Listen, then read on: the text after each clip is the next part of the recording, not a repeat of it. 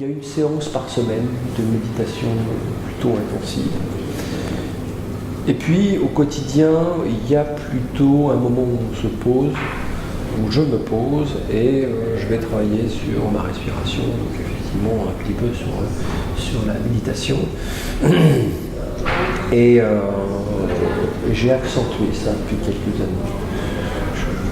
J'avais un peu moins besoin à une époque et puis j'ai appris à le faire pour être capable de m'ouvrir à un certain nombre de problématiques de cette société et surtout d'être capable de mettre du temps entre mes émotions et mes actions.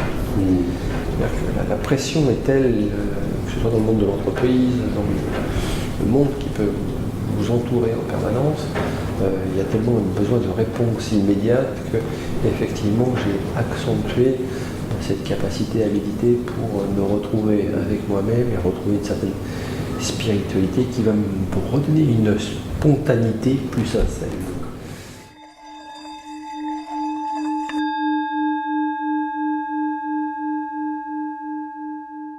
J'aime bien cette idée du bouddhisme engagé.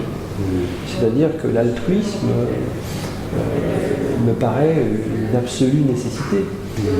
Pourquoi moi, quand je parle de l'altruisme, je ne vois pas cette notion de la fraternité dans laquelle on aurait à porter les autres. Pas du tout. Dans le bouddhisme, ce qui me plaît dans cette réflexion, c'est que la fraternité, l'altruisme, c'est pas de porter l'autre, c'est d'aider à s'épanouir.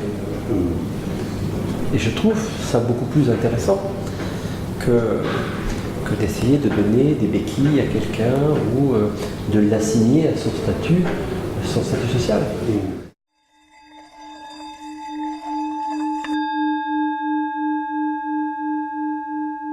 Oui, beaucoup, parce que je l'ai lu, relu, parce que ça vous touche quand vous êtes cuisinier. Quand vous êtes cuisinier, vous transformez un produit que la nature vous a donné. Comment on n'abîme pas un produit, comment on lui donne un confort de dégustation, comment on donne de la mémoire à l'éphémère finalement. Et comment on élève son esprit en mangeant. C'est ça qui est intéressant, c'est pas le fait de dire que je vais remplir des estomacs, on remplit d'abord l'esprit.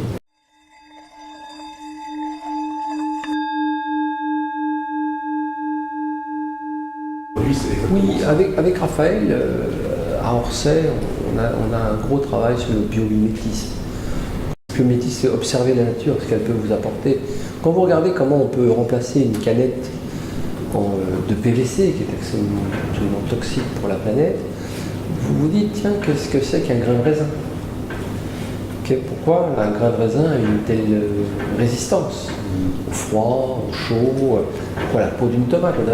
Donc en observant avec certains de nos chercheurs ce biomimétisme, ce que peut nous apporter encore la nature en termes de réflexion, eh bien, nous permet de trouver des solutions. Aujourd'hui, on a créé des polymérisations sur ce que pourrait être une membrane qui ressemblerait à un grain de raisin ou à une tomate dans lequel on pourrait y mettre des consommables. Mais bien sûr, dans la réflexion de la création culinaire et puis l'impermanence, vous avez raison. C'est ce que j'évoquais, on est souvent dans le copyright, on n'ose pas la rupture.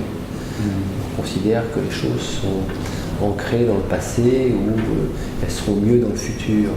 Or que le passé est passé et le futur, quand vous y serez, c'est le présent. Donc il faut anticiper un certain nombre de choses et à un moment donné accepter de regarder les choses autrement.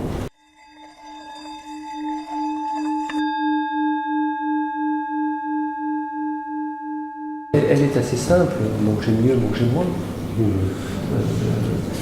Considérer que ce que vous mangez a un impact social et un impact environnemental. C'est juste ça le message. C'est-à-dire que quand vous considérez que la souffrance animale est un problème,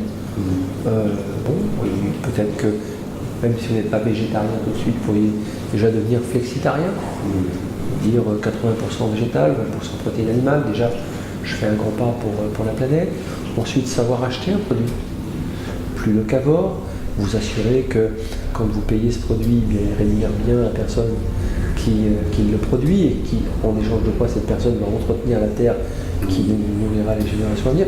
Déjà, quand vous avez cette démarche-là, vous faites un grand pas pour la planète, c'est énorme. et puis de prendre en considération cette planète. C'est-à-dire que cette planète, il n'y en a pas deux, il n'y en a pas trois, c'est ce que nous a ramené Thomas Pesquet quand il nous a ramené ses travaux, et pour qui on avait travaillé d'ailleurs sur ce voyage, et dans l'ISS, et il nous a dit, mais moi vous savez, je vais vivre 6 mois dans mes déchets. Donc il dit, en cuisine, vous devriez réfléchir à ne plus produire de déchets. Aujourd'hui, un cuisinier produit 30% de déchets. Un seul cuisinier. C'est énorme. Donc s'il réapprend le geste juste par rapport à un produit, la quantité juste, effectivement, il fait un grand pas pour la planète.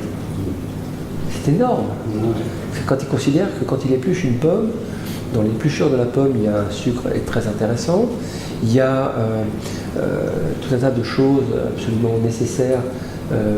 Il y a un gélifiant au travers des pectines, il n'aura pas besoin d'ajouter de sucre saccharose, etc. etc. Vous voyez, c'est de reprendre le sens. Vous parliez de ce fameux livre, de ce cuisinier zen, et c'est tout ça qu'il faut comprendre. Qu'est-ce que c'est qu'un produit? La chance du cuisinier, c'est qu'il travaille un lien du vivant. Ça vient d'un sol vivant. Si c'est un sol mort, ça produit avec des intrants chimiques. Si c'est un sol vivant, il produit avec des choses qui sont saines pour votre santé. Vous transformez un produit qui vient du vivant pour des vivants. Vous voyez, c'est intéressant cette démarche-là. Donc dès lors que vous rentrez dans le bouddhisme, eh bien, vous avez pris conscience de ça.